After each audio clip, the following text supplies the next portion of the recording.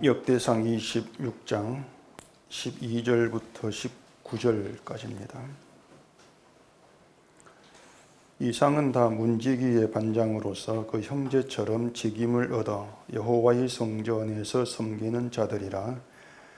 강문을 지키기 위하여 그의 조상의 가문을 따라 대소를 막론하고 다 제비 뽑혔으니 셀레마는 동쪽을 뽑았고 그의 아들 스가랴는 명철한 모사를 위하여 제비 뽑으니 북쪽을 뽑았고 오벳에돔은 남쪽을 뽑았고 그의 아들들은 곳간에 뽑혔으며 숫빔과 호사는 서쪽을 뽑아 큰 길로 통한 살레겟 문 곁에 있어 서로 대하여 파수하였으니 동쪽 문에 레위 사람이 6이요 북쪽 문에 매일 4사람이요 남쪽 문에 매일 4사람이요 곳간에는 2씩이며 서쪽 뜰에 있는 큰 길에 4사람 그리고 뜰에 2사람이라.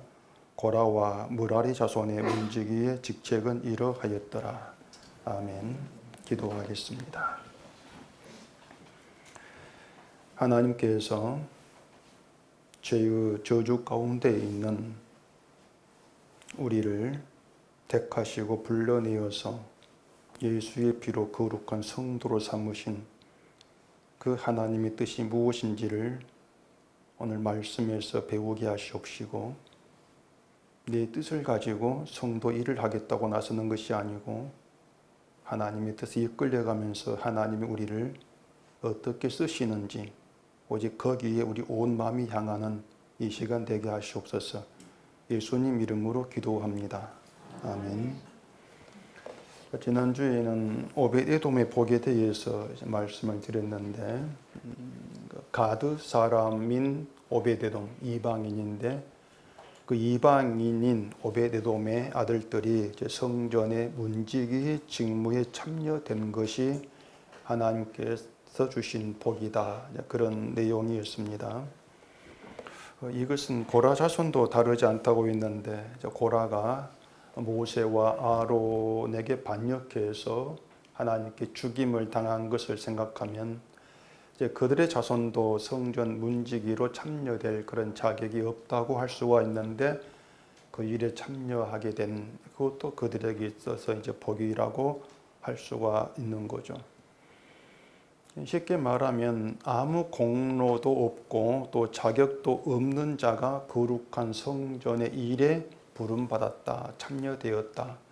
그걸 하나님께서 주신 복이다. 이렇게 얘기를 하고 있는 겁니다. 그렇다면 우리도 하나님 주신 복이라고 하는 것을 우리의 소원 안에서 생각할 것이 아니고 성경에서 생각을 해야 되고, 그렇다면은 성경을 통해서 성전의 일에 참여된 성도가 누군가 어떤 사람인가를 보면서 우리가 그러한 성도로 드러나는 것에 복이 있다. 우리는 그렇게 이제 생각을 해야 될 문제라고 하는 겁니다. 오벳에돔이 자기 집에 3달 동안 하나님의 궤를 모셨는데 그것도 이제 일종의 공로라 할 수 있지 않는가, 또 이런 생각도 할 수가 있는데 그 언약궤를 처음부터 오벳에돔이 희망하지를 않았습니다. 오벳에돔이 다윗에게 우사가 죽임을 당한 무서운 계이지만 제가 모시겠습니다, 그렇게 자발적으로 신청한 것이 아니고 다윗이 일방적으로 오벳에돔의 집으로 궤를 옮겨간 겁니다. 그리고 또 이 오벳에돔은 거절할 수 없는 입장이죠. 다윗은 전쟁에서 승승장구하던 아주 힘 있는 강력한 그 시대의 왕이었고, 반면 오벳에돔은 이방인이었기 때문에 다윗의 말을 감히 거절할 수 없는 그런 처지라고 할 수가 있단 말입니다. 그렇기 때문에 받아들일 수밖에 없는 거죠. 그리고 또 이 궤라고 하는 것을 오벳에돔이 자기의 정성을 가지고 모실 수 있는 그런 것도 아닌 거예요.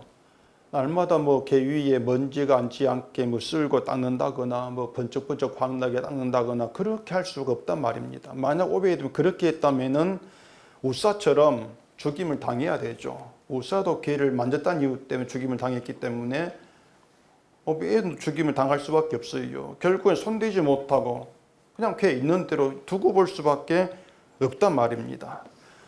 그처럼 오베에돔이 걔를 위해서 한 일이 아무것도 없습니다. 아무것도 없는데, 그런데 그 집에 복이 임했다라고 하는 것이죠. 그 이유가 뭐냐? 그 근거가 언약 계획에 있는 것이지 사람에게 있는 것이 아니었다는 겁니다. 그냥 걔가 오베에돔의 집에 와서 함께한다, 그 자체가 복이 임하는 근거였다고 하는 거예요. 사람이 걔를 위해서 뭘 했는가, 그런 것은 전혀 들어있지를 않다고 하는 것입니다.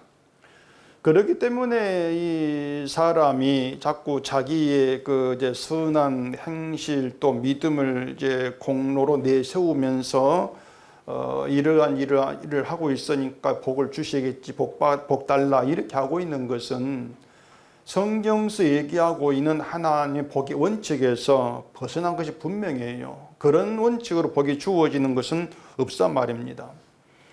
근데 이스라엘도 이제 하나님께서 복을 주는 원칙이 무엇인가 하는 것을 알지 못하고 오해를 했습니다. 어떻게 오해했는가 하면은 지금의 교회가 가르치고 있는 것처럼 하나님을 열심히 잘 섬기는 자신들이 복을 받는다, 우리가 신앙생활을 잘함으로 인해서 복을 받는다, 그렇게 오해를 했던 것이죠. 복은 내 믿음이 달렸어, 내가 하기에 달렸다, 그런 사고 방식이었단 말이죠. 지금의 사람들도 교회를 통해서 신앙생활이라고 하는 것을 하고 있지 않습니까? 교회에 나와서 행하고 활동하는 것들 그 하나하나를 이제 하나님을 섬기는 신앙으로 이렇게들 간주를 한단 말입니다. 그래, 교회가 가르치는 기도한다는 거, 예배 드리는 거, 전도하는 거, 선교하는 거, 이것들 하나하나를 신앙과 연결시켜 놓고 있는 것입니다. 그런 것들을 하면서 이제 신앙 자꾸 이제 의로 쌓여가고 있다고 하는 것이죠. 그런데 신앙을 이제 그렇게 알아먹고 있는 것 때문에 신자로서 알아야 될 자기에 대한 중요한 사실을 놓쳐버립니다. 그게 뭐냐면은 실패자라고 하는 것을 놓친단 말입니다. 내가 열심히 신앙생활을 잘 하고 있다고 생각을 하기 때문에 그런 가운데에서 나는 실패자라는 인식이 있을 수가 없단 말입니다. 근데 문제가 뭔가 하면은 자기를 실패자로 인식하지 못한다면은 어떤 선한 행함을 보인다 할지라도 그건 성도가 아니라는 것입니다. 바꾸어 말하면 성도는 분명히 자기를 실패자로 인식하는 사람입니다. 그게 성도예요. 자, 그러면 왜 이 실패자로 인식하고 안 하고가 성도냐 성도 아니냐, 그것을 이제 구분하는 어떤 한 기준이 되는가, 그걸 이제 2주 지금부터 말씀을 드리겠습니다. 오늘 본문도 고라 자손과 오베데돔의 아들들이 문지기 직무를 하는 그 계속 이어진 내용인데, 이제 문지기도 제비를 뽑아서 이제 세운단 말이에요. 그런데 이 문지기 제비 뽑기는 사람을 뽑는 것이 아니었습니다. 방향을 뽑는 거예요. 방향을. 13절 봐보십시다. 강문을 지키기 위하여 그의 조상의 가문을 따라 대소를 막론하고 다 제비 뽑혔으니 셀레마는 동쪽을 뽑았고 그의 아들 스가랴는 명철한 모사를 위하여 제비 뽑으니 북쪽을 뽑았고 오베에돔은 남쪽을 뽑았고 그의 아들들은 곳간에 뽑혔으며, 이렇게 되어 있는데 성전에는 출입문이 동남북 이렇게 세 군데가 있습니다. 그 이제 세 군데가 있는데 거기에서 근무할 문의 방향을 제비를 뽑아서 정한 겁니다. 너는 동쪽문, 너는 남쪽문, 너는 북쪽문, 이렇게 정한 겁니다. 자, 문이 세 군데가 있다고 했어요. 서쪽은 빠져 있습니다. 서쪽은 빠져 있는데 서쪽에는 지성소 성전 건물이 세워져 있어요. 서쪽에는 출입하는 문이 없습니다. 근데 본문에는 서쪽을 뽑은 사람이 나오죠. 16절에 보면 그렇게 되어 있습니다. 숫빔과 호사는 서쪽을 뽑아 큰 길로 통한 살렉의 문 곁에 있어 서로 대하여 파수하였으니, 그렇게 말합니다. 서쪽에 큰 길로 통한 문이 있다고 하는데 그 문을 살레겟 이렇게 부른다는 것으로 나와 있습니다. 그런데 이 살려긴 문이라고 하는 명칭은 오늘 본문만 등장해요. 성경에서. 여기만 등장을 하고 다른 데에서는 살려긴 문이라는 게 없습니다. 그래서 이 문이 어떤 용도인지는 정확히 알 수가 없어요. 신학자들 가운데에는 성전에서 나오는 쓰레기를 버리는 문이었다 이렇게 이제 말하기도 하는데 그것도 정확하지가 않습니다. 근데 분명한 것은 사람이 출입하는 문은 아니었다는 것입니다. 다만 성전 이제 서쪽에 바깥 큰 길에 통하는 문이 있었다. 그 정도로만 짐작할 뿐이에요.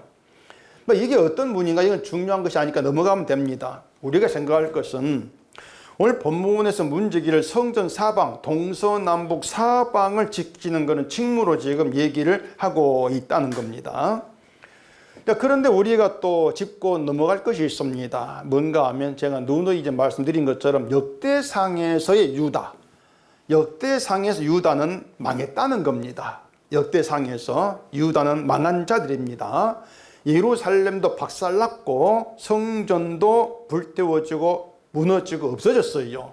그게 역대상 유다란 말입니다. 성전의 기물들, 언약궤들 다 바벨론이 탈취해서 가져간 상황이기 때문에 뭐 성전이라고 할 것이 없어요. 그리고 그 모든 것이 하나님께서 하시는 일이었단 말입니다. 유다로서는 하나님이 성전을 무너뜨린다. 상상도 하지 못할 일이죠. 성전을 하나님 무너뜨린다는 것은 오히려 하나님은 성전을 이방으로부터 지켜주셔야 되고 유다도 지켜주는 분이다. 그렇게 알고 믿어왔단 말입니다. 그런데 뭐 이건 믿는 높게 발등 지킨다고 하나님을 섬기는 장소 성전을 부숴버리고 또 유다도 망하게 해버린 그런 상황에서 성전이 있어야만 의미가 있는 레위 직무, 제사장 직무, 노리한 직무, 문지기 직무 이런 직무를 말한 이유가 뭐냐고 하는 것입니다. 성전도 없는데 그런 직무를 왜 말하냐고 하는 것이죠. 다윗이 세운 그 성전 직무들은 솔로몬이 성전을 건축한 후에 이스라엘이 계속 실천해 오던 것들입니다. 그 직무들을 성전 문에 문지기를 세웠고 또 제사장 제물을 잡아 제사하고 대제사장 1년에 한 번씩 피를 들고 지성소에 들어가 언약궤 뿌리고 또 레위 사람도 제사 돕기위해서 할당된 여러 가지 일들을 차질없게 하면서 성전에 해야 될 일을 해왔던 거예요. 유다 사람들이. 그리고 그들은 그것을 그렇게 하는 것을 하나님을 공경하는 신앙으로 그렇게 알아왔습니다. 우리가 예배당에 모여서 예배 드리고 헌금하고 기도하고 이 모든 것들을 하나님을 믿고 섬기는 신앙 그렇게 알고 있는 것처럼 유다도 그렇게 알고 있던 것이에요. 그렇게 성전에서 행하는 제사를 하나님이 기쁘게 받으시고 자기들에게 복을 내려주신다. 그렇게 믿어왔단 말입니다. 그런데 하나님이 성전을 무너뜨려 버렸다고 하는 것은 어떤 얘기냐면은 유다 백성들이 여긴 하나님이 계셔 우린 여기에가 하나님 만나 그렇게 알았던 눈에 보인 성전 눈에 보인 성전이 진짜 성전이 아니라는 것이에요. 진짜가 아니까 무너뜨리는 것이죠. 만약 그 성전이 진짜였다면 하나님이 그 성전을 안 무너뜨립니다. 가짜니까. 눈에 보이는 그 사람 손으로 지은 성전 가짜 있는 성전 아니냐. 그렇기 때문에 무너뜨린 것이에요. 결국 유다 백성들에게 너희가 성전을 잘못 알고 있어. 그걸 보이는 의미가 된단 말입니다. 그리고 이스라엘이 하나님을 섬긴다면서 성전에서 행해왔던 모든 그 행위들도 오히려 하나님을 진노하게 했을 뿐이라는 것. 하나님을 진노하게 한 죄였을 뿐이라는 것을 유다를 망하게 하신 것도 보이신 거예요. 결국에 성전도 가짜, 성전에서 행했던 유다의 신도 가짜, 모든 게 가짜예요. 그래서 가짜임을 드러내는 것이 성전 무너뜨리고 유다를 망하게 한 그런 하나님의 일이었단 말입니다. 근데 그런 유다에게 다시 성전 진무를 지금 얘기하고 있단 말이에요. 그게 뭐냐면은 그 직무들, 유다 백성들이 성전 세우고 계속 해왔던 그 직무들이 유다는 실패했다. 그 직무에 실패했다. 이걸 보이시는 것으로 생각할 수가 있는 것이에요. 말한 대로 레위 직무나 제사장 직무나 노리한 직무나 문지기 직무, 이 모든 직무를 유다가 하나님의 뜻대로 행하지 못했다고 하는 것입니다. 그런 점에 유다가 하나님을 신앙하기 위해서 행했던 성전의 모든 일이 실패였다. 그렇게 실패로 막을 내리는 게 성경이에요. 실패였다. 뭐 실패는 성공의 어머니라는 말도 있는데 에디슨이라는 사람이 그런 말을 했죠. 뭐 세상은 이 말을 명언이라고 하면서 실패했다 좌절하지 말고 도전하고 하면 성공한다 이렇게 말하지만 이건 신앙생에 통하지 않습니다. 절대 통하지 않는 말이에요. 이 성경은요, 인간이 우리 쪽에 사람 쪽에서 하나님과 뭔가 바른 관계를 맺으려고 시도하는 모든 것들을, 모든 일들을 실패로 간주해 버립니다. 우리가 행한 어떤 일로도 하나님과 바른 관계를 맺을 수가 없는 거예요. 한번 실패했다 좌절하지 말고 뭐 계속 시도해서 하나님과 바른 관계를 맺으라. 성경이 없습니다. 그것은요. 계속해도 실패해요. 날마다 기도해도 그 내가 한 기도를 가지고 하나님과 바른 관계를 맺어지는 일은 없습니다. 날마다 기도해도 실패한단 말입니다. 그러니까 인간이 우리 쪽에서 어떤 방법을 다 동원하고 노력한다 할지라도 우리 힘 가지고 우리 정성 가지고는 하나님과 바른 관계를 맺지를 못해요. 그런 점에 인간은 실패자로 남을 수밖에 없다는 겁니다. 이걸 아는 게 성도라고 하는 겁니다. 왜냐하면 그걸 알아야만이, 실패자임을 알아야만이 내가 행을 가지고 하는 게 가려고 하지를 않을 거냐 말이에요. 결국에 성도라고 하는 것은 성경이 증거한 대로 자기를 실패자로 받아들인 사람이에요. 그게 성도예요. 해도 안 되는 실패자입니다. 이렇게 말하면 그걸 어떻게 하란 말입니까? 자꾸 이런 의문을 갖게 되는데, 어떻게 하라는 것이 아니고 뭘 하려고 하지 말고 실패자로 하나님께 나오라는 겁니다. 실패자로 나와라. 그게 성경이란 말입니다. 자, 우리가 나를 실패자로 인식하는 게 중요하다고 말씀드렸는데, 이게 왜 중요한가 하면은요, 나를 실패자로 인식해야만이 내가 하는 일을 이루어질 게 없음을 알아요. 그럼 반대로 뭐가 됩니까? 하나님의 일을 이루기 오신 분이 따로 있다는 것입니다. 그러면 그분이 한 그 일을 믿게 되는 것이죠. 이게 믿음이란 것이에요. 결국 믿음이라고 하면 우리에게 뭘 하라고 하는 거 아닌 게예요. 하라는 것이 아니고 하나님의 일을 이루신 분이 있어. 그분이 한 일을 믿어라. 이게 믿음이란 말입니다. 근데 교회가 예수님이 하늘로 가시면서 뭐 소위 지상명령이라고 하는 뭐 전도, 서명, 선교 사명 맡겠다고 하면서 그 사명을 잘 감당하는 것을 믿음이라 가르치지 않습니까? 바로 그러한 것이 사탄의 해석이라고 알아볼 사람은요, 자기를 실패자로 인식한 성도밖에 없습니다.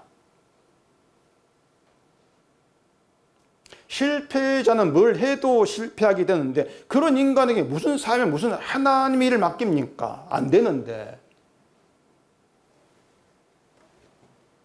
다시 정리해 보십시다. 유다의 성전 신앙, 쉽게 지금 식으로 말하면 예배당 신앙이라 합시다. 예배당 신앙이 하나님 보기에 그게 진짜 믿음이 되고 옳은 것이었다면 유다는 망하지 않습니다. 망할 이유가 없잖아요. 그럼 어떤 점이 하나님 보시기에 죄가 되었는가 하면은 간단해요. 자기가 하는 행함을 가지고 그걸 의로 내세우면서 하나님에게 이렇게 하니까 나와 바른 관계가 맺히겠죠? 그렇게 시도하는 게 죄가 된다 그 말입니다. 인간의 그러한 시도가 모두가 실패로 끝난다는 것을 성전을 무너뜨린 것으로 보이셨단 말이에요.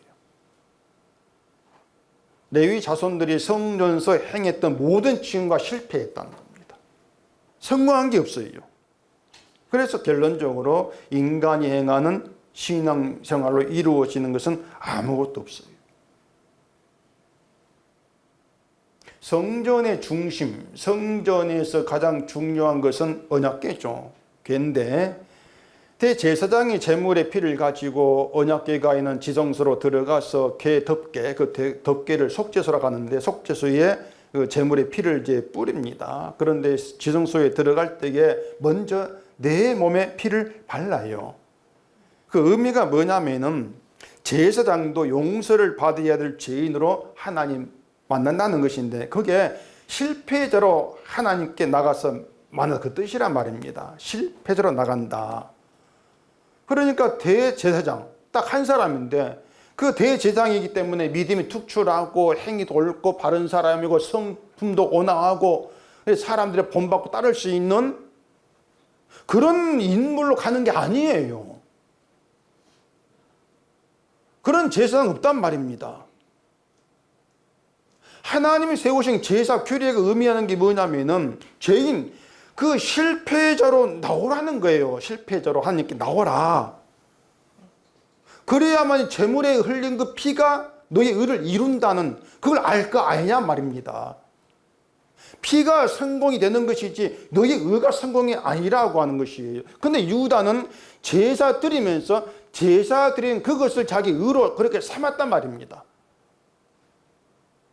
기독교인 예배 드리면서 나 하나님 믿습니다. 그렇게 자기 의로 삼는 것 같은 거예요. 그러한 것들이 언약궤를 더럽히고 훼손하는, 회방하는 그런 악이 된단 말이에요. 그걸 죄로 여기시는 거죠. 그래서 그 죄로 인해서 유다를 망하게 하신 거예요. 결국 유다는 하나님 믿는다고 그렇게 설치됐지만 실제로는 언약궤를 더럽혔던 것이죠. 그걸 몰랐던 것이고. 그러니 성전 사방에 문지기를 세우면 뭐합니까? 지키지를 못하는데 성전을. 그 거룩한 언약궤를 지키지를 못하는데. 그들 스스로 자기를 의롭다 여기면서 오히려 언약궤를 멸시하고 더럽힌 그런 상태에 있는데 무슨 직무를 한들 그 성전 문에 뭐 갈다 멀쩡히 서 있다 한들 그게 문지기 직무를 행하는 게 아니에요. 오히려 하나님 원수로 행하는 것들이죠. 결국 유다는 하나님을 섬긴다고 했는데 하나님 그들을 원수로 보신단 말입니다.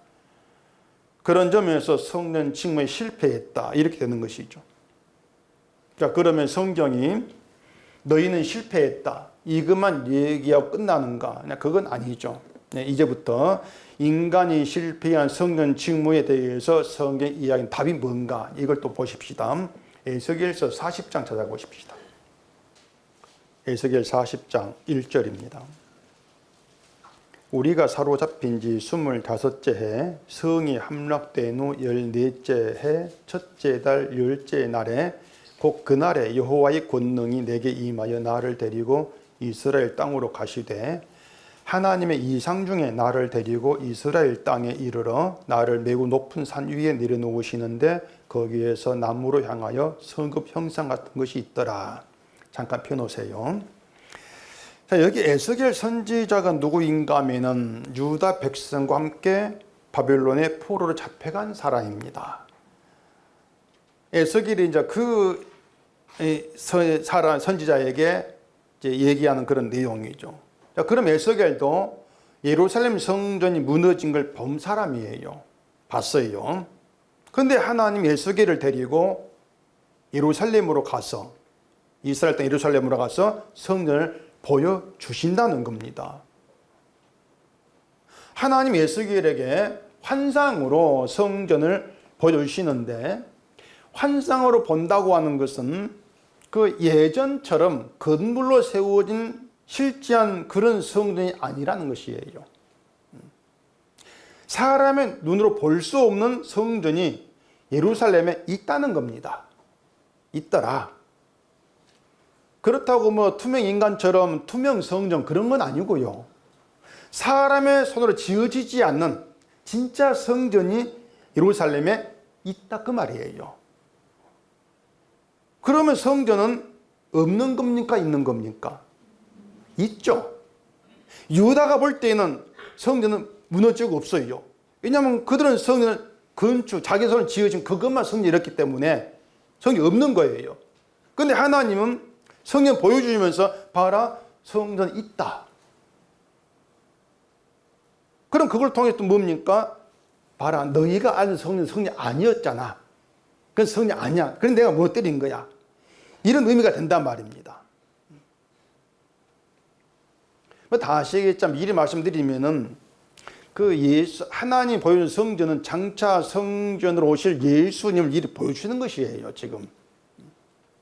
사람의 손으로 지은 성전이 있고 성전으로 오실 예수님이 계시는데 진짜 성전 예수님이다. 그 뜻이 되는 것이죠. 근데 이스라엘 성전을 사람 손으로 지은 집, 건물로만 알고 있었다는 것입니다. 그래 그들은 건물인 성전을 귀하게 생각했던 거죠. 이러한 성전 신앙이 예수님 당시 유대교의 신앙이었던 것이에요. 유대교 신앙. 따라서 하나님이 예루살렘 성전을 무너뜨린 것은 말씀드린 것처럼 너희가 아는 성전이 아니다. 그걸 나타내신 것이 돼요. 참된 성전 따로 있다는 것이고 그 성전을 환상으로 보여주신 거란 말입니다. 근데 3절부터 보면은 천사가 줄과 장대를 가지고 성전을 측량을 합니다. 길이를 재고 높이도 재고 측량을 한단 말이에요. 이상한 게 뭐냐면은 성전이 예수님이라면은 측량할 수가 없어요. 그렇죠?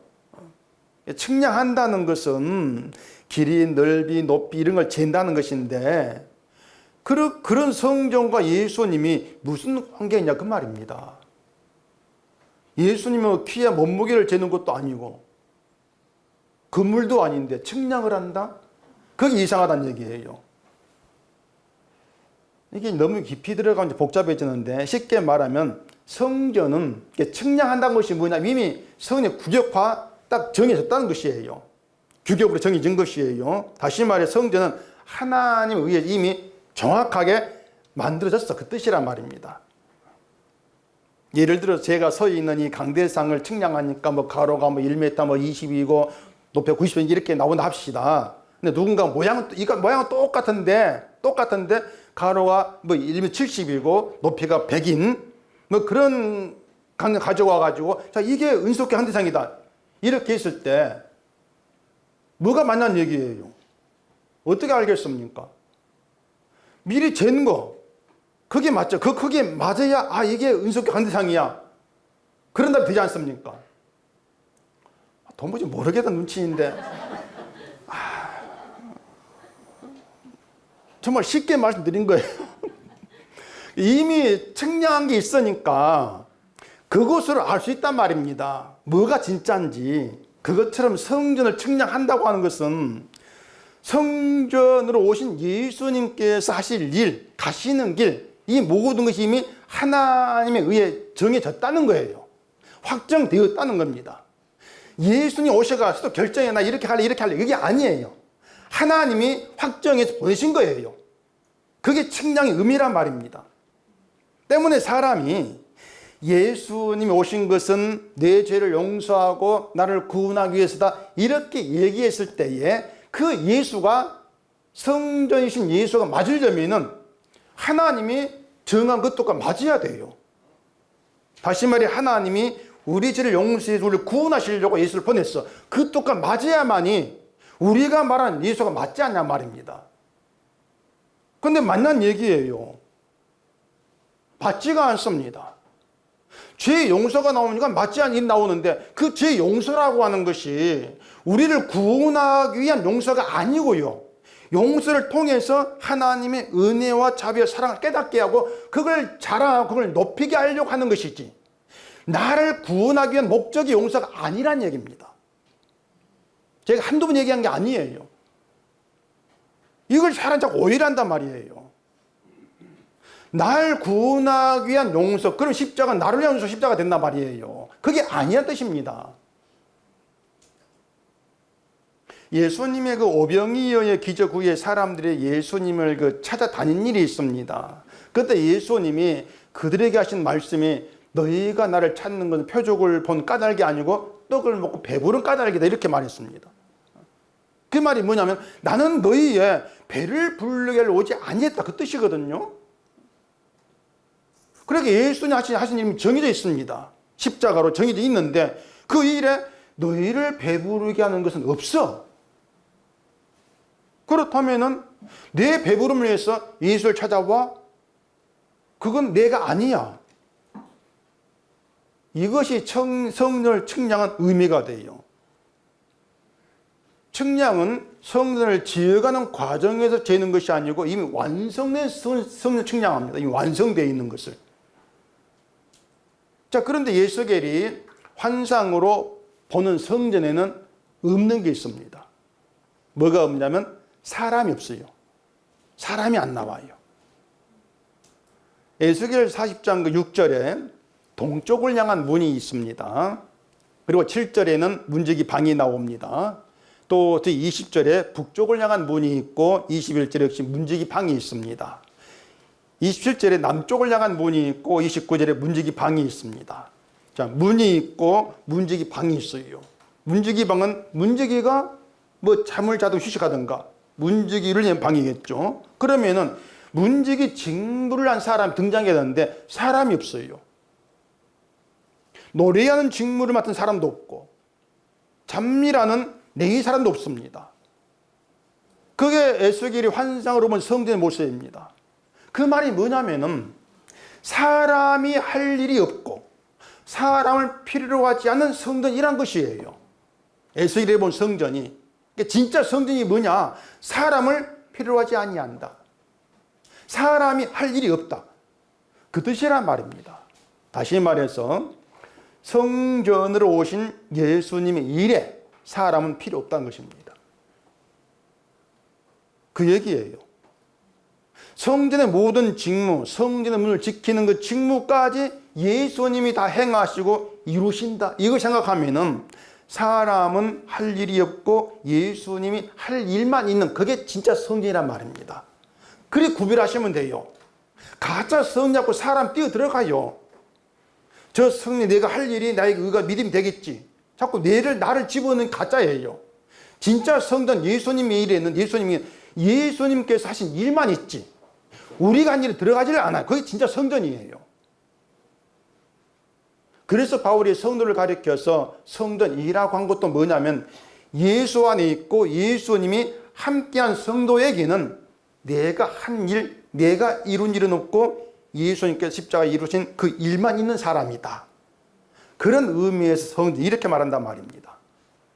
그러니까 성전인 성도의 믿음은 예수님의 일만 의로 믿어요. 그게 성도라는 뜻이란 말입니다. 흔히 막 얘기한 것처럼 우리가 거룩한 성도입니다. 그러니까 우리 마음도 거룩하게 좀 가꿔야 되고 악을 행하지 않고 선도를 행해야 되고 또 그렇게 나를 성인답게 만들어야 됩니다. 뭐 이런 말들, 그런 것들이요, 여러분 성전을 더럽히는 사탄의 모략입니다. 그것이 자꾸 내 선함을 가지고 성전을 깨끗하게 하겠다. 이미 성전은 예수님의 의로 깨끗하게 되었는데 그게 성도지 않습니까? 그건 내가 한 일과 깨끗하게 만들겠다. 그게 무슨 성전이에요? 더럽히는 것이지.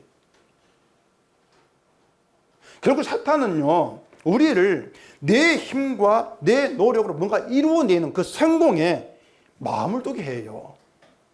그게 사탄이에요. 믿음의 실패자, 그것보다는 믿음의 성공자, 그 성공자에게 그게 더 먹음직하고 보암직하고 탐스럽지 않습니까? 실패자 그것보다는 성공자. 그게 좋잖아요. 그렇게 성공자라는 것에 욕심을 두게 하는 거. 성공이 이게 먹음직하고 보암직하고 이게 사탄 유혹이란 말입니다. 선악가 유혹한 것처럼. 그래서 실패자다. 우리가 할 수 있는 일은 아무것도 없고 다만 주가 이루신 그 일만이 나를 성도되게 하신다. 이게 성전된 성도가 지켜야 될 내용이에요. 그런 의미에서 그걸 문지기 직무라고 하죠. 지킬 것이 있다는 것. 내가 아니고 주의 의를 지키는 것.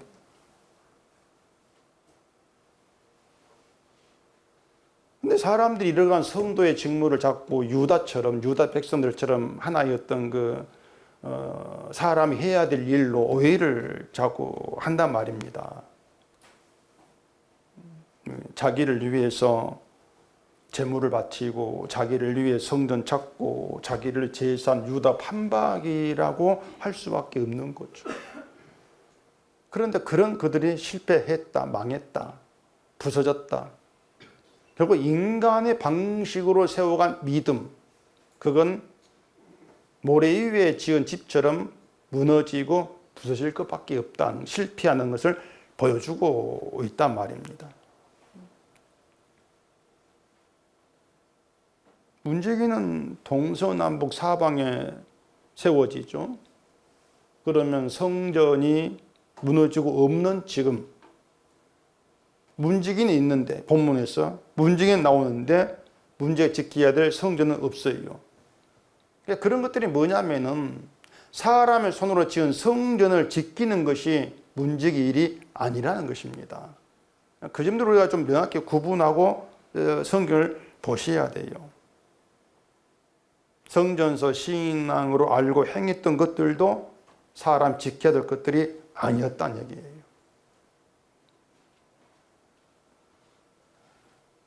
자, 예수님이 성전이라고 했습니다. 성도는 예수 안에 있는 자라고 했죠.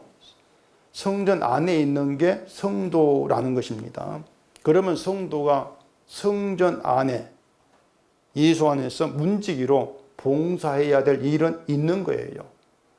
그것이 뭐냐면은 거룩한 성도 될 수 없는 나를 성도 되게 하신, 거룩하게 만드신 예수의 피로 이룬 그 용서, 은혜와 자비, 용서를 증거하는 것, 이게 주 안에 있는 성도에 이르고 봉사란 얘기입니다. 그리고 이 일은 누가 하는가? 자기를 실패자로 인식하는 그 성도들만이 그 일을 하게 되어진다는 얘기예요. 하나님은 성도를 그러한 봉사자로 세우시고 사용하기 위해서 실패자가 되게 하는 겁니다. 실패자가 되게 하고 실패자로 주 앞에 나오게 하시는 거예요. 이 모든 것이 이미 완성된 성전을 측량하는 것처럼 하나님이 정하신 원칙입니다. 그것이. 이건 누구도 바꿀 줄을 못해요. 정해진 원칙이에요. 그 원칙 안에서 성전은 움직일 뿐이란 말입니다. 원칙 안에서. 성령이 오셔서 하시는 일도, 그리스도 안에 부르신 나를 실패자로 바라보게 하는 모든 것들도 성령이 하시는 일이에요. 그래, 성령을 우리의 기도의 능력을 주시고 전도의 능력을 주고 순종의 능력을 주고, 그런 것들은 성령 일이 아닙니다. 사탄의 일이지. 그런 것들은 기도의 능력을 주신다, 전도의 능력을 준다. 이게 무슨 뜻이겠습니까? 내가 능력 받아서 기도하기만 하면은 기도한 대로 하나님이 응답해 주고, 내가 전도하기만 하면은 예수를 다 믿어버리는, 그런 걸 자꾸 꿈꾸고 있단 말이에요. 그렇게 해서 결국은 나를 자랑하고 있다고 하는 것이죠. 나를 높이겠다고 하는 것이에요.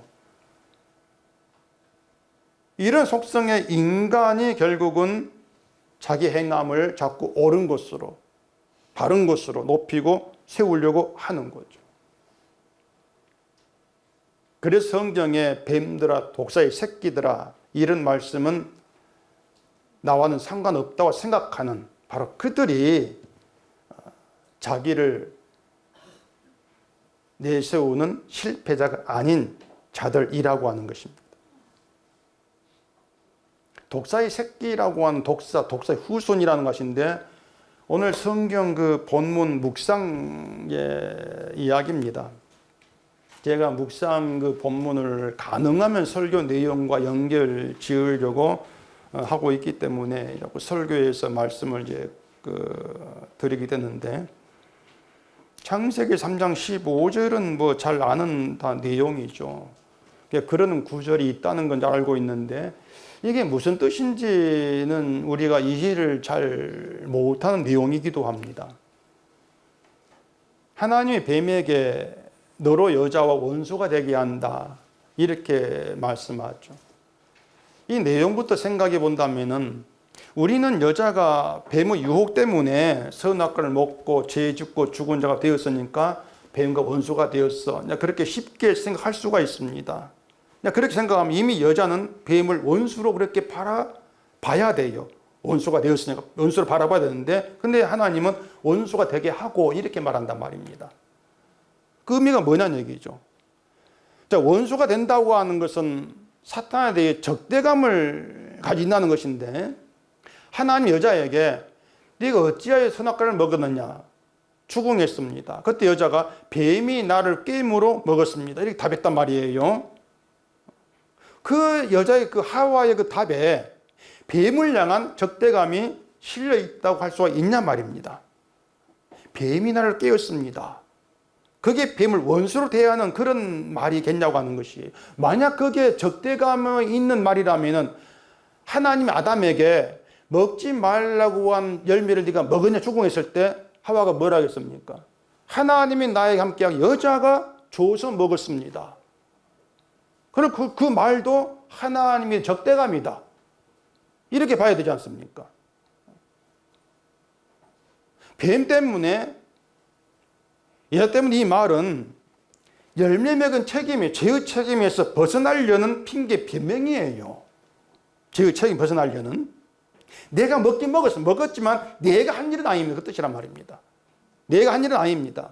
이 여자가 없었으면, 아니었으면 내가 먹지 않았을 겁니다. 그런 의미가 되는 것이죠. 이게 선악과를 먹음으로 드러난 인간성이고, 그 인간성이 사탄의 속성으로 드러나는 것인데, 쉽게 말하면 죄의 책임이 내게 있지 않다는 말로 내 옳음을 주장하는 것이에요. 그게 뭐냐, 머리 숙이지 않겠다는 얘기죠. 내가 죄인 맞습니다.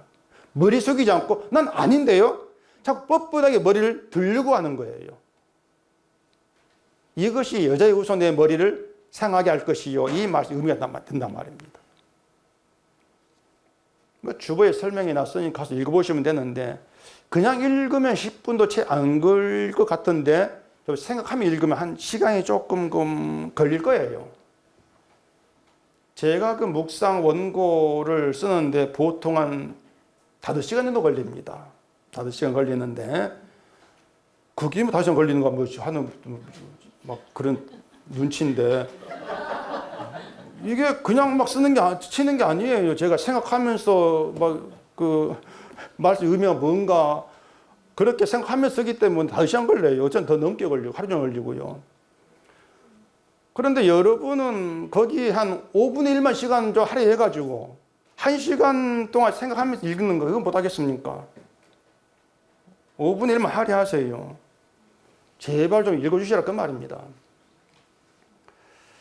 여자 후손은 예수님이에요. 여자는 죄인인데 죄 없는 예수님이 죄인의 몸을 입고 오신다는 겁니다.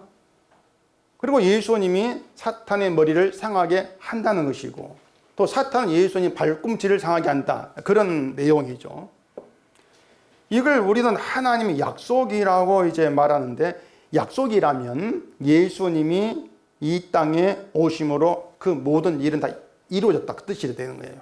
다 이루어진 거예요. 그러니까 예수님이 사탄의 머리를 상하게 했고, 또 사탄이 예수님 발꿈치를 상하게 했다는 것입니다. 근데 성경 보면은 뭐 예수님이 사탄 머리를 붙들고 때렸다거나 상처 입혀, 그런 내용이 없잖아요, 성경에. 또 예수님도 사탄에게 발꿈치에 상처를 입었어, 그런 내용도 없어요. 그래 되게 어떻게 생각하냐면은 예수님은 사탄보다 강하니까 머리라고 하는 중요 부위를 상하게 했고, 사탄 예수님보다 약하니까 그냥 발꿈치 정도만 상하게 한 것이야, 그렇게 이해한 사람이 참 많이 있습니다. 근데 그런 뜻은 전혀 아니에요. 뭐 치고받고 싸우는 것도 아니고 말이죠. 머리를 상한다고 하는 것은 머리를 들 수 없게 한다, 그 뜻입니다. 머리를 못 들게 하는 것이에요. 그게 십자가란 말입니다. 다시 말해서 예수님이 우리를 대신해서 십자가에 죽으신 것이 사탄의 머리를 상하게 한 일이다, 그 뜻이란 말입니다. 왜 그런가 하면은 예수님의 십자가 앞에서는 누구도 머리를 못 들지 않습니까? 죄로 인해 죽은 자로 나오기 때문에 난 옳습니다. 난 믿음이 좋습니다. 그렇게 자기를 내세우면서 고개를 뻣뻣하게 들 수 없어요. 십자가 앞에서는. 그렇게 인간을 죄인으로 실패자로 서게 하는 것이 사탄의 머리를 상하게 한 예수님의 죽음이라고 하는 것이에요. 사탄의 후손들이 예수를 붙들어서 십자가에 못 박아 죽였지 않습니까? 근데 오히려 그 죽음이 그 사탄의 머리를 상하게 하는 그 주의 일이었다 그 말입니다. 그래 주보의 그 마지막에 보면은 성도는 머리가 상한 자이며 그의 머리는 예수님이 되시 이렇게 되어 있습니다. 성도는 머리가 상한 자예요. 머리가 상해 주 앞에서 머리를 들 수 없는 자라 그 말입니다. 그들이 성도예요. 그리고 머리가 예수님으로 바뀝니다. 예수님으로. 그런 예수님의 의의 지배를 받아요. 예수님의 의의 통치를 받아요. 그러니 그 성도에게는 자기 의가 나오지를 못하는 것이죠. 그래 성도가 어떤 사람인가? 성경 가지고 얘기하면은 그렇게 성경 전체로 퍼져버리는 것이에요. 그냥 뭐 교회 나오고 예수 잘 믿고 성도지 않는가? 절대 그런 성도 성경이 없습니다. 그냥 그건 기독교인이고 성도가 아니란 것이에요. 그러면 예수님 발꿈치를 상하게 하는 게 무슨 의미가 되냐, 무슨 뜻이냐면은, 자, 우리가 걸어가면은 발자국이 생깁니다. 발자국에 발꿈치가 깊이 패이는데 그 발꿈치가 의미하는 게 바로 발자국이에요. 발자국. 예수님이 가신 행보에 남겨지는 예수님 발자국이 있는데 그것을 사탄이 상하게 한다 그 말입니다. 예수님 발자국을. 자, 예수님 가시는 길은 십자가죠. 그럼 우리가 자발적으로 예수님 가신 그 길을 따라갈 수가 있다고 보십니까? 못 갑니다, 우리는. 절대 갈 수가 없어요. 항상 내 사는 것에 관심을 두고 있고 날 위해 예수를 찾는 그런 우리가 죽음에 있는 그 십자가의 길을 자발적으로 간다는 것은 안 되는 일이에요. 근데 사람 뭐라 합니까? 주를 따라가자 합니다. 주를 따라갑시다. 뭐 예수님이 시장 가는 것도 아니고 말이죠. 백화점 것도 아니고. 아니 무슨 배짱으로 주를 따라간다고 하는지 그걸 이유를 모르겠어요. 결국은 뭐 주님 가신 길이 어떤가를 모른단 말입니다. 십자가를 몰라요. 그러니 따라가자는 것이에요. 따라가면 복 받는다. 구원받는다. 그런 생각이란 말입니다. 바로 이것이 예수님의 그 발자국, 발꿈치를 상하게 하는 것입니다.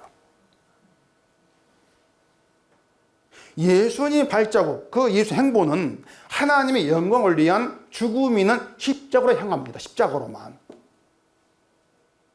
근데 사탄은 예수님의 죽음도 하나님의 영광보다는 우리의 죄 용서, 우리 구원을 위한 것, 우리 복을 위한 보게 하는 것이에요. 그게 예수님의 길을 상하게 하는 것이죠. 그렇게 예수님이 가신 길을, 발자국을 인간을 위한 것으로 그렇게 만들어버리는 것이 사탄의 하는 일입니다. 그래서 사탄의 후손들은 하나같이 사탄이 상하게 한 그 발자국을 따라가죠. 내 믿음으로, 내 열심으로 주를 따라가겠습니다. 그것이 사탄이 상하게 발자국을 따라가는 게 된다 그 말이에요.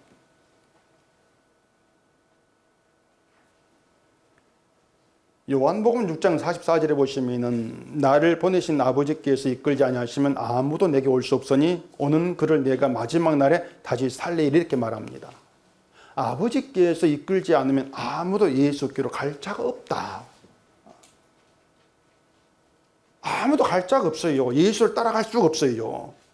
하나님이 우리를 예수께로 이끌어 가시고 예수님이 가신 길에 있게 하시기 때문에 성도는 예수님이 가신 그 길에서 주를 믿게 되는 한 발자국 한 발자국, 그게 하나님 은혜간다 그 말입니다. 내 열심으로 가는 발자국 없다니까요. 근데 사람 자꾸 내가 믿음의 길을 잘 가고 있는가? 내 발자국을 보려고 한단 말이에요. 자기 발자국을. 그렇게 자기 발자국을 보려고 하는 게 사탄의 후손이라 그 말입니다. 바리새인들에게 뱀들아 독사 새끼들아 한 것이 그런 의미예요. 그들은 하나가 자기가 걸어간 자기 발자국을 자랑스러워했죠. 그러면 이런 날 따라오라 했지 않습니까? 우리가 네 발로 가는 발자국에는 저주밖에 없습니다. 저주만 있어요. 그럼 교회는 뭐냐? 간단해요. 예수님의 피로 이루신 의를 지키는 교회예요. 결국 자기 발자국 보는 게 아니에요. 주님 가신 그 발자국을 보는 것이죠. 그게 문지기로서의 교회 직무란 말입니다. 이 직무를 위해서 우리 행함을 매일매일 소각 처분되어야 될 쓰레기로 보는 안목이 있어야 돼요. 그 안목이 그리스도 안에서 나를 바라보는 새로운 안목이 되어지는 겁니다. 새로운 안목으로 나를 보게 되어지면 그냥 사탄의 후손으로 사탄의 하수인 노릇하고 살았던 나, 예수님 원수였던 그런 나를 보게 돼요. 정신 차리고 깨어난 것이죠. 그리고 나를 예수 안에 있게 하신 모든 게 하나님 은혜로 다가오면서 나를 가졌게 만들어줬던 나의 모든 건 다 사라지고 무너져버리고 가짜로 무너지고 예수께서 이루신 십자가의 공로만 남는 그런 성도로 만들어진단 말입니다. 그렇게 예수님의 공로만 남은 자가 성도고 교회입니다. 교회를 뭐 잘 만들어 보자 이렇게 하고 저렇게 하고 그런 교회는 그냥 인간의 종교 단체라고 보시면 돼요. 그냥 쉽지 않습니까? 인간의 종교 단체예요. 그냥 인간의 욕망들, 인간 헛된 환상들만 가득한 종교 단체예요. 그 주보 뒤에 적어놓은 그것도 그곳이 그 교회입니다. 그곳 하니까 어딘가 궁금할지 모르는데 교회예요. 그게 은속 교회고 모든 교회를 가리켜 이렇게 적어놓은 것입니다. 그럼 이제 우리가 할 일은 분명해졌죠. 우리를 예수님의 의로 성도 되게 하신 하나님의 뜻을 깨달아 가면서 늘 주 앞에 실패자로 나오는 겁니다. 그 실패자로 나오게 한 주의 일에 기쁨이 돼야 돼요. 실패자다. 내가 이룰 것, 내가 할 것이 아무것도 없는 그 자체가 은혜고 기쁨을 남아져야 돼요. 그럴 때 주의 일을 자랑하는 그런 직무가 되지 않겠습니까? 결국 사탄의 후손이었던 우리가 그런 문지기 직무에 참여되었다. 그 자체가 복이죠. 그것이 오벳에돔의 복처럼 말입니다. 늘 내만 바라오면서 내 의를 자꾸 높이고 싶은 욕망의 덩어리, 그런 내 의는 쓰레기로 보게 되어지고 예수님의 그 공로만 자꾸 누님길에 가고 그것만 자랑하고 싶은 그런 마음으로 이끌려간다. 그게 그 직무에 참여된 것인데 그렇게 나 같은 데 참여하게 하신 하나님 은혜 감사한 것이고 그게 하나님이 주신 복이라 그 말입니다. 이러한 복은 그 세상의 돈, 세상 어떤 가치 있는 것으로도 되어지지 않는 거죠. 빗댈 수 없는 것이죠. 그러니 복을 알아먹는 그것도 성도의 시선이 되는 것이죠. 실패자의 자리에서 복의 의미를 알 수가 있는 것이고 또 하나님께서 이끌어간 직무로 끌려가면서 그런 직무의 행함이 또 나와지게 되어진단 말입니다. 주의 의만 자랑하게 되어지는 그런 성도됨에 우리 마음이 좀 끌려가면서 늘 십자가 앞에서 머리가 상한 자, 주의 의만 자랑하는 그런 성도를 이끌어간 주의 일이 여러분께 늘 감사로 나와지기를 바랍니다. 기도하겠습니다. 아버지 하나님, 늘 교회를 나오고 교회를 보면서 성도가 누구인가를 수시로 잊어먹는 저희를 또 이 시간도 말씀 앞에 나오게 하셔서 정신 차려 가신 것을 감사합니다. 말씀대로 내가 실패자라는 것을 받아들이게 하시고 실패자의 자리에서 하나님이 예수로 이루신 그 의를 바라보게 하시고 오직 그 의가 우리의 가장 중요한 것이며 그 의를 지키도록 우리를 부르셨다는 그 하나님 일을 깨닫고 그 직무를 넌 기쁨으로 따르는 저희가 되게 하시옵소서. 예수님 이름으로 기도합니다. 아멘.